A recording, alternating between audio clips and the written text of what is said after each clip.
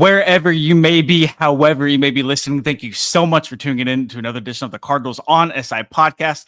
Kyler Bird, it is officially the end of week 1 for the Arizona Cardinals. They are 1-0, a lot of good, a lot of bad, a lot to talk about. But before we get into the nitty gritty, go to comment, like, subscribe to the channel. All the support is definitely appreciated. Follow Kyler on Twitter at AZCard_birds. Follow me on Twitter at Don and Drew. And Kyler, 20-13 was the score for the Arizona Cardinals today. Week 1 in New Orleans, escaping from the jaws of defeat in classic cardiac cards fashion. Before we get into it, how are you, brother?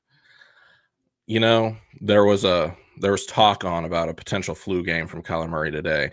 Woke up this morning, saw that he was questionable with an illness. Of course, he was going to play, but there were 2 Kylers that were questionable today. I also woke up, razor blades in the throat, 101-degree fever, but I'm here. We're going to talk about what the Cardinals were up to. You mentioned right off the bat something about escaping, and that is what it felt like. What should have been a dominant win turned into a survival story and escaping New Orleans with a win, but we're going to get into that. But very thankful to be here with you for, I think, my first time. So let's go, man. Let's go. I think it might be your first time too, man. I could have swore we did something for a draft a couple years ago, but life happens, especially in this industry too, man. Like it's a race every single day that you got to run. So my memory is shot. My energy is like simultaneously shot, but also through the roof at the same time. Right. I woke up around like 4:45, like 5 o'clock a.m. this morning to get content going. I think I'm on enough caffeine to like tranquilize a horse. I'm not like super sure about that. I'm like jittery, but like yawning at the same time. Science hates me. Like, I'll wait to get their hands on whatever's left of a brain up here, but I will give whatever's left that to talk about the Arizona Cardinals today. Totally understand. Third venti of the day, dude. I get it. I don't know what's in these, but I need more of it. So I'm right there with you. Let's get into it, man. Week 1 football season is finally here. Let's break down the Cardinals offense first. And what better way to talk about the Cardinals offense than starting with quarterback Kyler Murray, 21 of 29, 163 yards, 2 touchdowns, and no interceptions, pass rating of 108.8. And I think Kyler, a lot of people moving into 2025 wanted Murray to be this sort of game manager with a little bit of an athletic upside. And I feel like for the most part, that's what we got today out of him. Yeah, I agree. If you just look at these numbers, they do tell the story of a game manager, which great completion percentage there. You know, you're never going to be mad at 72%. But looking at the game, you do feel like you come away with a different impression of how Kyler Murray played. Just watching the game and the way everything played out in real time, it just feels like there's the buzzword, the same inconsistencies that we've seen from Kyler Murray in the past, which, yeah, to plug my own future article that will come out after this, almost done with it, by the way, our grade report, the whole mantra this entire offseason was, our success will hinge on Kyler Murray just being more consistent. And he has said the same stuff. If anyone watched the video that came out on his own YouTube channel yesterday, I think, he was talking about the same thing, consistency.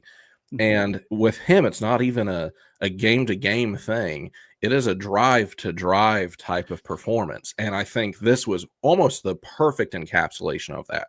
Terrible first quarter, incredible second quarter, 14 points. Looked like Pro Bowl Kyler Murray. And then just survived and escaped the last 2 quarters. So the inconsistency is just on display. Yeah, and I think some people in the chat have already pointed out. Also, shout out to these guys in the chat before we started recording. Classic Nasty season, we got the W. Ugly W is still a W. Shout out to Cardinal Sin. Pedro, win and run. It's what you got to do sometimes in the early stages of the National Football League. Jesse, same old Murray. I'll get back to that in a second. And Cardinal Sin back says, I'll take the win, but the play calling by Petsing got too damn conservative. Absolutely. We'll talk about that here in a moment. But back to this comment, I feel like on Jesse's point, if you were to show anybody, hey, here's what Kyler Murray is as an NFL quarterback, it would be this game, because we saw a lot of really good things from Kyler. We saw him make some really nice throws down the stretch. We saw his dual threat ability with his legs, breaking the pocket and being able to pick up first downs. We saw a lot of the good from what people want to see out of Kyler Murray in 2025, but also Kyler, we saw some of the not so good, taking sacks behind the line of scrimmage, missing Marvin Harrison Jr. on what Marvin might still be running if Kyler hits him in stride on that post route in the fourth quarter. Um, he didn't throw any picks today, but boy, were there some close calls. But at the end of the day, like only looking at the box score, Kyler played good enough to win. The Cardinals, I feel like, weren't able to run the ball as well as they wanted to. Their defense bailed them out towards the end. So, like, you take the win. You'd rather learn from a win than a loss. But only looking at Kyler Murray's play, it's opening week. It's so hard to judge these guys on a scale that we're normally used to, just because there's so much unknown whenever it comes to game planning. Kyler didn't play a whole lot in the preseason, so not to make excuses one way or another. But Kyler, for one game out of the 17 we're going to see him, looked a lot like the same old Kyler Murray. Yeah, and that's the unfortunate takeaway from the game is he has always been the guy that can do incredible athletic feats. That's always been part of his DNA. But he has also been the guy that makes boneheaded mistakes, like not calling out an extra protection when you saw a blitz coming off the edge and just sitting down and taking it. How many times did he just take it from Cam Jordan today, who, like Calais Campbell, is an old man who's still somehow finding a way to be effective in the league? So congrats to him. But the 5 sacks that are on this box score, 2 of them, I think, were just him going out behind the line of scrimmage. Mm-hmm. So completely on him, credited, thankfully, to whoever got closest to him. So congrats to those guys, too. But that one from Cam Jordan was just a give-up sack that you don't expect a 7th-year quarterback to make that type of mistake anymore. He is a frustrating player in that sense, because then he does things like a 45-yard beautifully placed ball to Marvin Harrison Jr.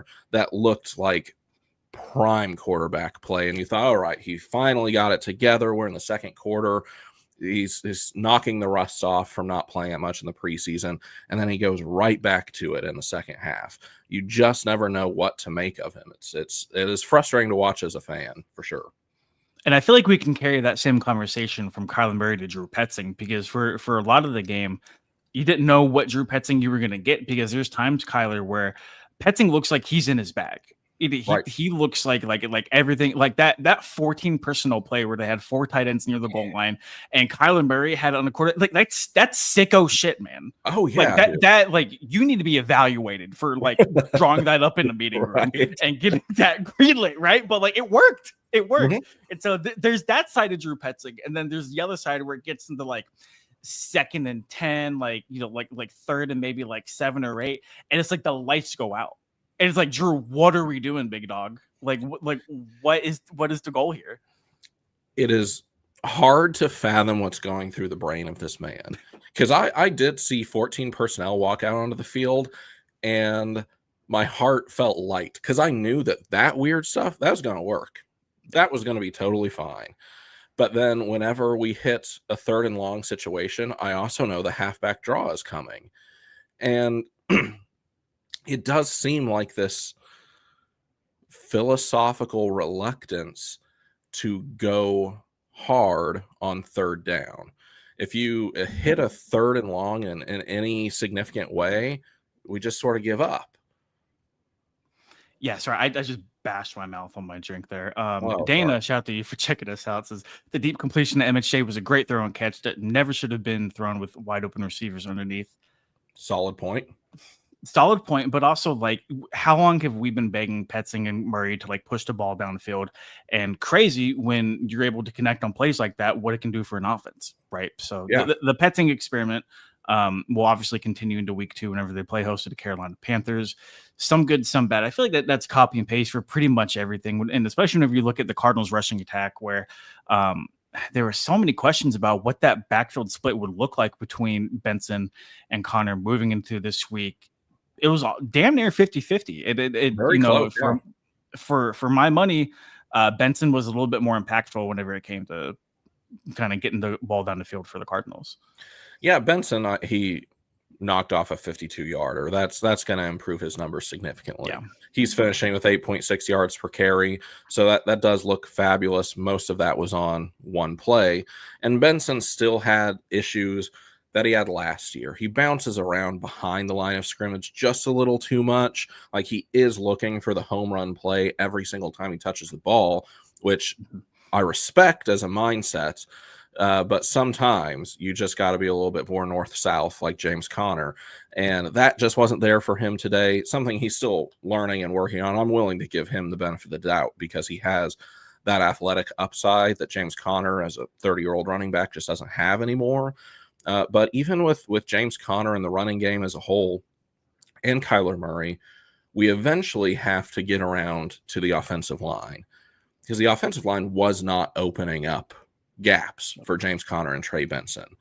They just weren't doing it. And the interior of the offensive line several times just allowed a free path for pass rushers to get to Kyler Murray. And yeah, it's on Kyler Murray as a quarterback to make better decisions in those circumstances. But he was under pressure more than he should have been against the Saints defense. And I think more than any of us expected him to be against the Saints defense. The right side of the offensive line did not look good. Jonah Williams and Isaiah Adams struggled today, and Jonah Williams got beat bad in the fourth quarter. And Isaiah Adams, young guy, willing to give him a little bit more benefit of the doubt for sure, but a pre-snap penalty that stalled a drive out. There were problems. Evan Brown, even not a heavily penalized guy, made some boneheaded mistakes today. So the rushing numbers, Kyler's numbers, they all do tie into how the offensive line played tonight, and they just didn't play up to par. They can play better than that. They played better than that last year, and this is largely the same unit. So that was part of it. Now, you can't put everything on them, but it was part of the story. 100%. And I think people need to remember too, like the things that people like you and I and everybody else are saying whenever we're evaluating this game isn't damning on the whole season. This is a 1-game sample size. Like, things could easily be flipped in week 2 and week 3, and we could be having much different conversations at this time next week. You just never really know. But it's just what we saw in New Orleans today was a little bit of reminiscent of the Cardinals' late season struggles last year, Kyler, where I thought it was very easy for defensive coordinators to pin the Cardinals and very obvious passing downs. Whenever you're able to stuff the run on first and second down, that's where the Cardinals really struggled last year, my man, is, you get Kyler into these like third and medium, third and long situations. It's like, okay, well, do they have enough talent at either quarterback or receiver to consistently make these plays over and over again? The answer is no. Yeah. The answer is no. And it's tough for any of the other 31 teams to consistently ask their weapons to bail them out time after time after time. But the ingredient for the Cardinals to stopping a Drew Petzing offense, load the box, stop the run, and get these guys into third and longs where they're going to have to make these passes. And it's not a winning formula over the course of 60 minutes. And it is what it is. I thought, for what it's worth, Marvin Harrison looked pretty good. Trey McBride looked like Trey McBride, so he put up some pretty decent numbers. Also, Big Tipper getting involved in the passing game. Absolutely love to see that. I loved that. Got him a catch early this season. Hopefully there is a little bit more of a plan to get him involved in that element of the game, because we know he's a good blocking tight end. Yeah. That was established last year. But if you're gonna run this much 13 personnel, and when you get real sicko 14 personnel, that is the best play of the game. Yeah, for the sheer balls of doing it. I loved it. But if you're gonna run that much 13 personnel, then you need to have some type of offensive capability out of the tight ends on the field. Trey McBride is a superstar. Elijah Higgins has that pass catching ability from his background as wide receiver. But yeah, get Tip Ryman some actual catches. Make the defense respect him a little bit more instead of knowing exactly what he's going to do. I love that. That one was a nice little upside. I did like to see that. Yep, I would agree. And a good point by Dana here. Love the mesh concept in the end zone. Yeah. Michael Wilson did an excellent job on a decoy route. Absolutely 100%. Agree. And then to Drew Petzing's credit, like, I feel like whenever he gets in those like goal to go situations where he gets near at least the red zone or the goal line, like, he's pretty damn creative whenever it comes to scheming guys open. Because like that play obviously worked, and then the James Conner shovel pass touchdown. Trey McBride was open in the end zone too, if Kyler wanted to hit him in the corner. So it's always good whenever you have multiple options and the things you game plan to work for over the course of the practice week actually come to fruition on Sunday. And then Drew brings up a good point that you're checking us out. I think Adams' performance highlights why they didn't want to put Will Hernandez on injured reserve. They may need him to take over that job if Adams doesn't get better. I would agree. I do think the Cardinals had Will Hernandez come in under the assumption that he was not going to start right away. But if Isaiah Adams didn't play up to par, that would be a possibility. And like something I really admire about Jonathan Gannon and maybe even Drew Petzing too, for sure Nick Rallis, is it doesn't matter how much money you make, where you were picked into the draft, wherever it might be, they're going to put out the best starting 11 possible. And if it gets to a point, Kyler, where Will Hernandez is healthy, ready to go, has a green light to play a full amount of snaps per game, and Isaiah Adams isn't getting the job done, we're going to have some conversations. Right. Yeah, they will make that move. And I respect that about this coaching staff. Isaiah Adams did not put himself in a good position today. The staff clearly likes him. They talked about him all off season, and they really hyped him up, which is what you should do for your guys. You know, you should back up your guys. Yeah. However, his seat got a little bit hotter, especially with a starter, a guy with starting experience, a veteran like Will Hernandez right behind you.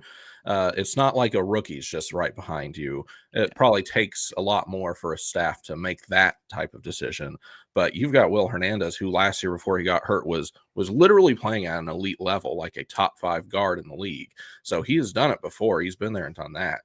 Isaiah Adams has a pretty hot seat at the moment. I'd agree. And it also helps in Will Hernandez's case too, where you are beloved by everybody in that locker room, man. Everyone like Miho, even man.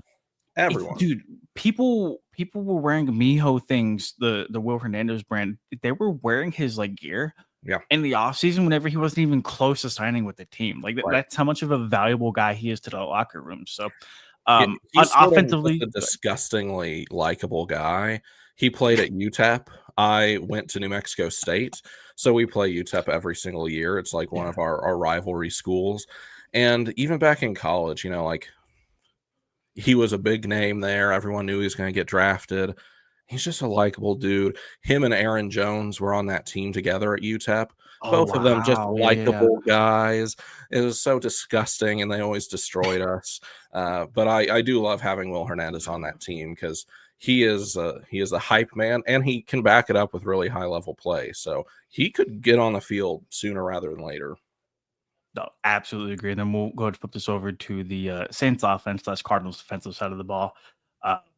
Kyler, I won't lie, man. I thought Kamara was going to go for 150 and 2 touchdowns today after watching the opening drive. So the Cardinals did a very, very good job adjusting and really kind of bottling Kamara and Kendra Miller too. I mean, just the way that Arizona was able to really like stop that leaky faucet, I think was very, very clutch in terms of them getting out of New Orleans with a win. That 4.9 yards per carry was like 8 in the first half, something like that. I think Kamara had like 40 yards rushing at halftime.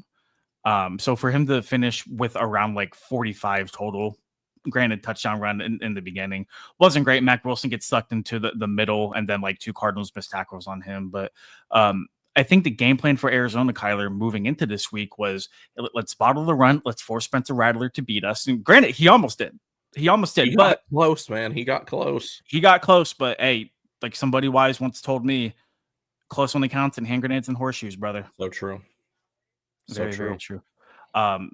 Speaking of Rattler, through 46 pass attempts, completed 58.7%. Sacked 1 time, no touchdowns, no interceptions. I think he looked rattled a little bit early, no pun intended. But I did think Kellen Moore did a pretty decent job of kind of not letting the Cardinals get into their pass rush stuff, getting quick, easy passes for Rattler to kind of open up with. And it really found like he found a rhythm there a little bit late, especially whenever they were asked to march down the field, not once, but twice whenever they were down by 10. Right. Like the Saints weren't supposed to win this game. No. From an objective football analysis viewpoint, I don't really think anyone out there was expecting the Saints to win this game. For them to play as well as they did is a credit to them as much as it is a concern to us for on the Cardinals side. Because Spencer Rattler, he did not look like a world beater, but he did not look bad either. His numbers, his completion percentage and everything, I don't think tell as full a story of how well he played, just as much as I think the opposite for Kyler Murray. And the rushing game, that also tells a story to me about how fundamentally different I view Nick Rawless and Drew Petzing. Nick Rawless has a beautiful ability to adjust quickly. Yeah. He will adjust drive to drive and quarter to quarter. He does not need halftime adjustments to figure out what's going on. And he does it pretty quick. Kamara, I like you, I was scared. I thought Kamara was going to have a great day. He was going to have multiple touchdowns and put 100+ on us. And Rawless figured that out.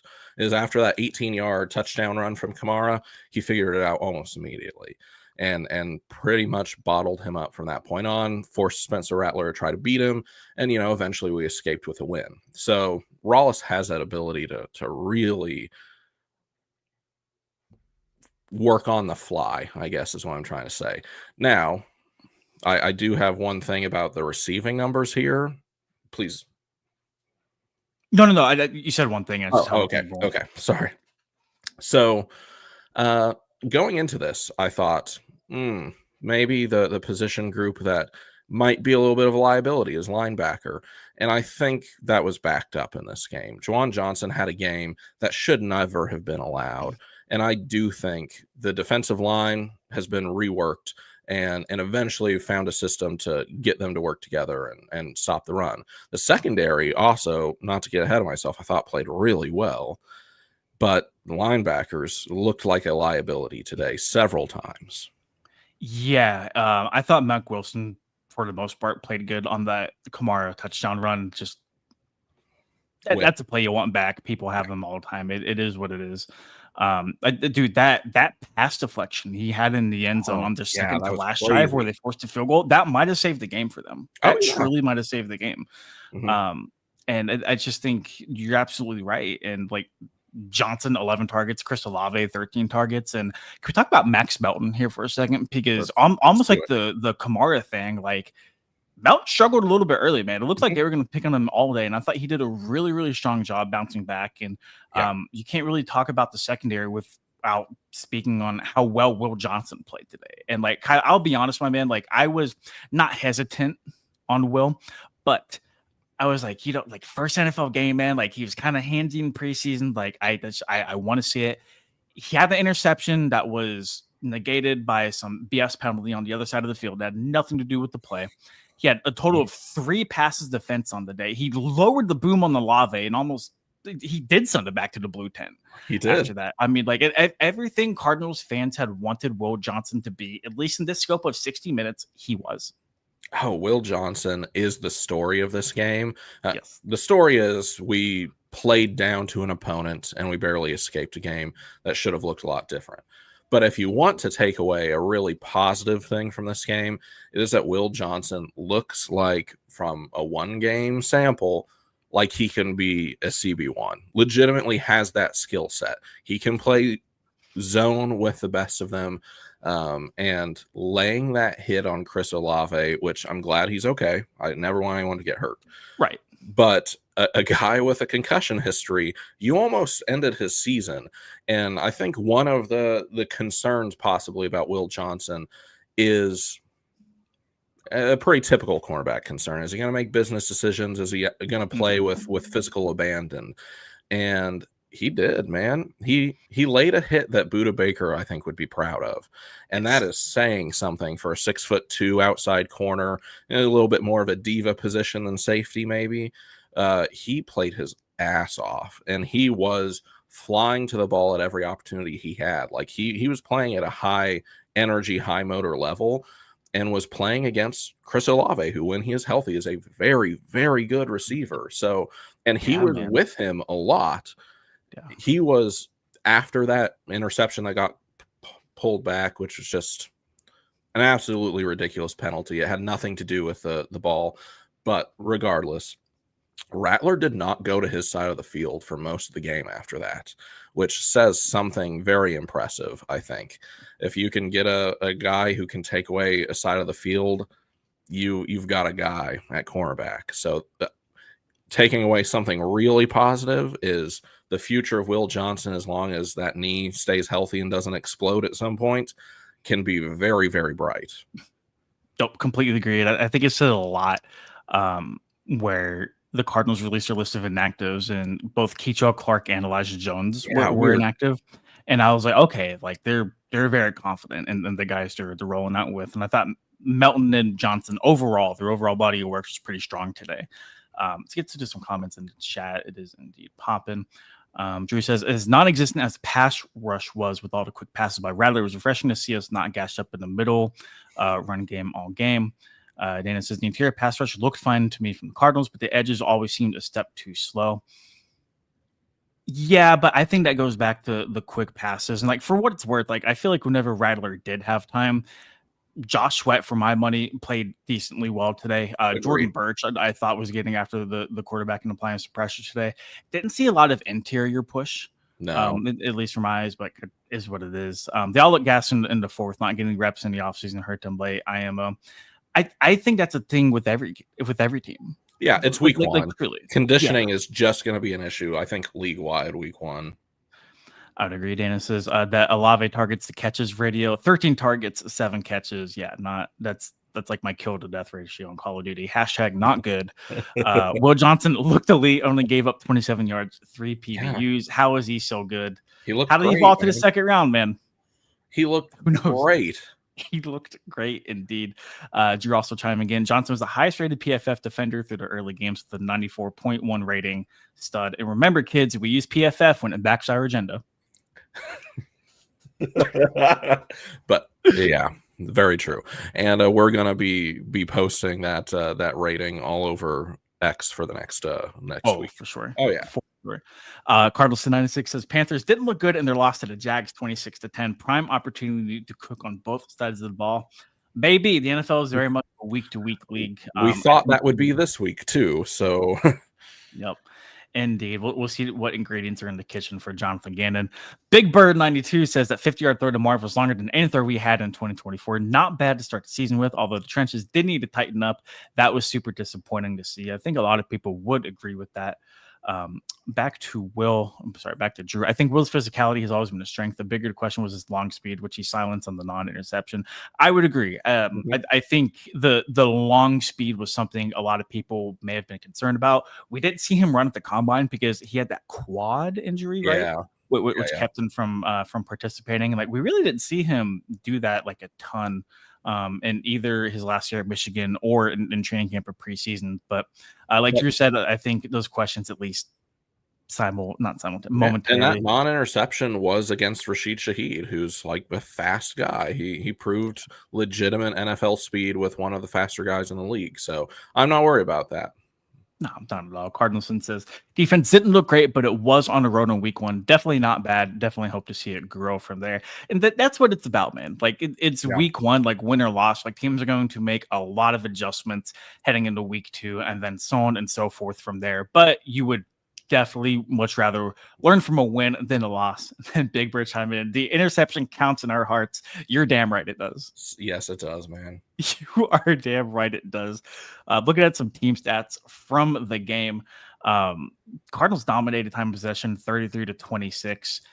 9 penalties is way too much, but whenever you compare that to New Orleans' 13 penalties, you do feel a little bit better about that.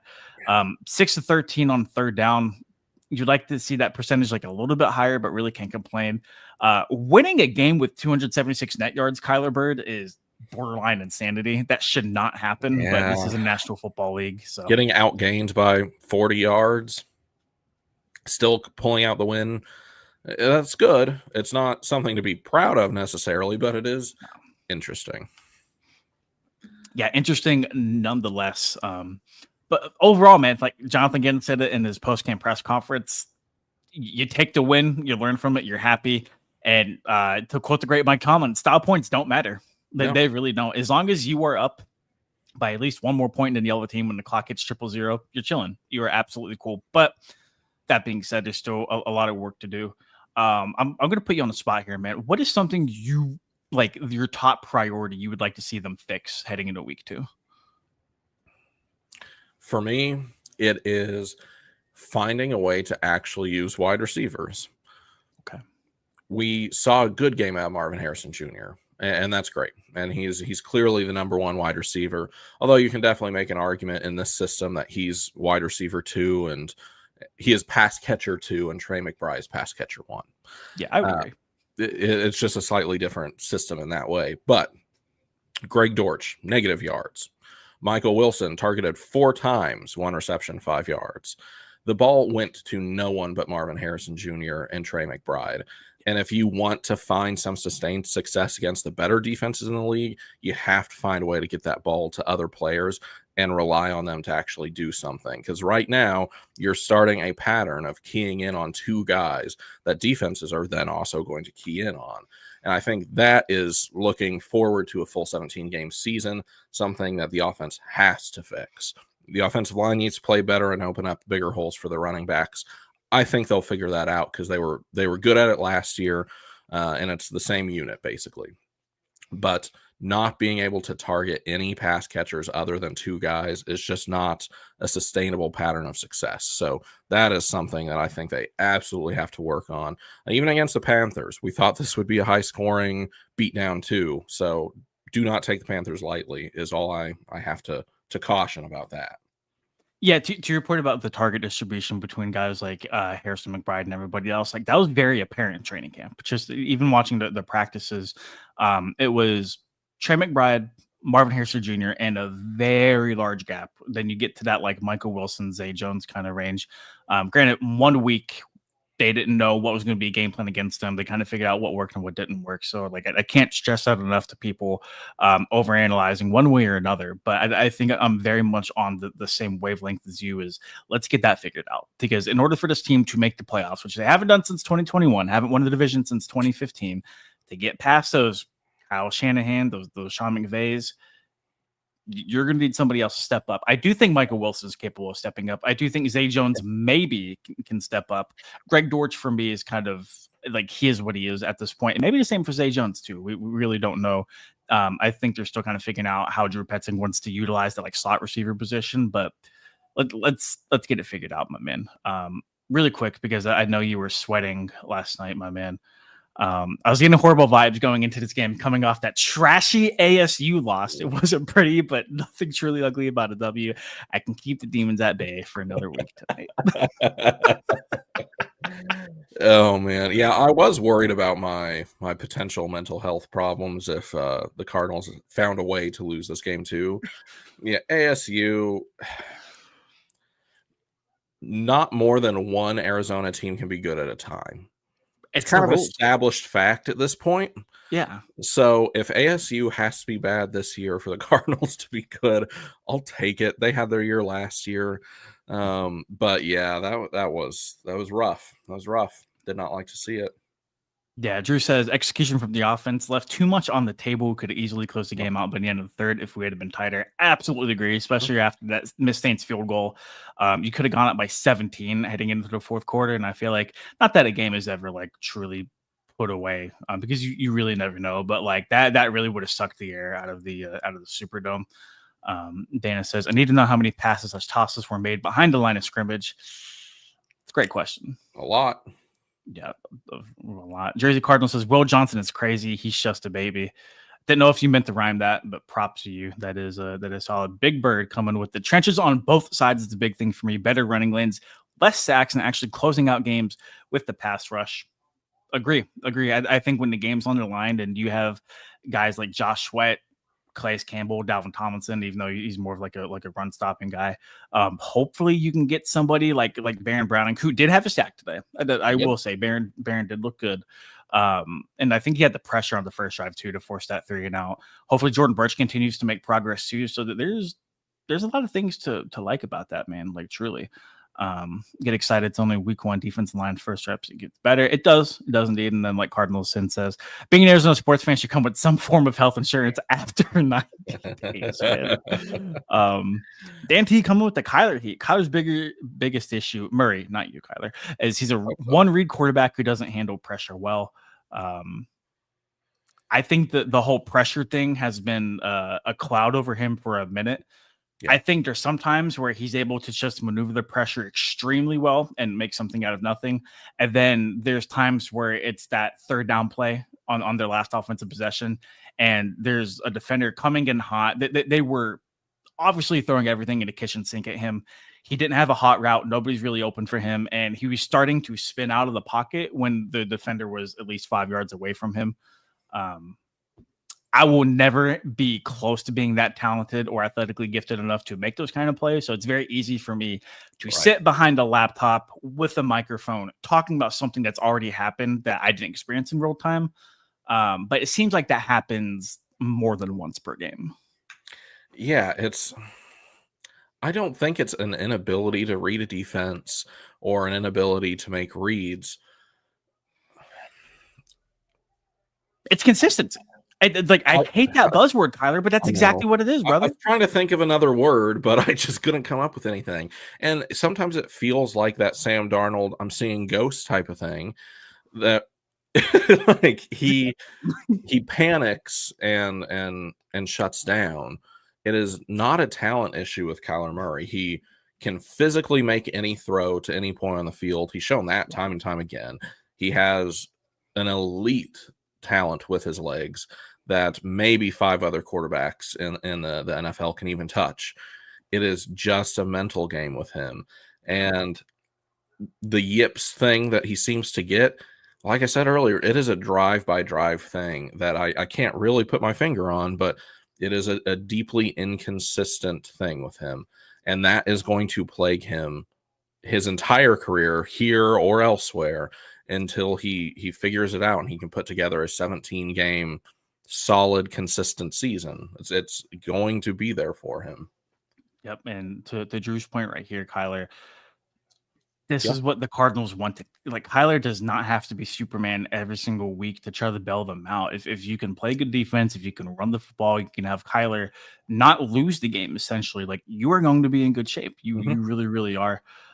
Big Bird says, by the way, quarterbacks around the league aren't exactly tearing things up right now, in case anyone was wondering. Very true, but like me and Kyler said multiple times, it is week 1, so take everything with a grain of salt. He has all the talent in the world. It's between his ears, which I agree. I completely agree. It's funny because during the broadcast, and even during the video you alluded to that came out yesterday on his YouTube channel, he said that he, like, mentally, like he's locked in. Like year 7, like he kind of knows what's at stake. He knows the expectations around him and the team. It really is between like his ears. Truly. K1 was sick too. Remember that part, still balled out. Yeah. Like, I'm sure, this was his quote unquote flu game. Still got the win. Still got the win. A lot to learn from. And Big Bird, exactly right. Week 1 will always be gritty and ugly, but you'd rather it be gritty and ugly with a win in the win-loss column rather than a loss. The Arizona Cardinals will be back in action week 2 at State Farm Stadium, hosting the Carolina Panthers for their season home opener. Kyler, do you have anything else to get out before we get out of here? I don't think all is lost. There's not a reason to push a panic button necessarily. It is not what we were expecting out of this team. We expected more, but there is no such thing as a bad loss. If there is, this comes close to it just because it falls short of expectations. But learning from a win is so much better than learning from a loss. And we have talent at a lot of different positions that I think we can get the job done. But yeah, there are some reasons to be a little concerned going into this, but we'll see how the Cardinals rebound against a perennial foe that always seems to just have this team's number with Carolina coming to town next week. If they can prove something there and get that monkey off their back, then I think that will go a long way to soothing fans' fears, including mine. But, a win is a win, and I am glad that we're 1-0. I need this shit to stop. I am so tired, man. I am so tired. Oh, that's so good. For Kyler Bird, I am Donnie Drew, and thank you so much for checking us out. Cardinals on SI Podcast. Follow our work at SI.com/NFL/Cardinals. Follow Kyler on Twitter, or X is the cool kids call it, at AZCard_Birds Eye. Follow me on Twitter or X at Donnie Drew, and thank you everybody for checking us out, and we will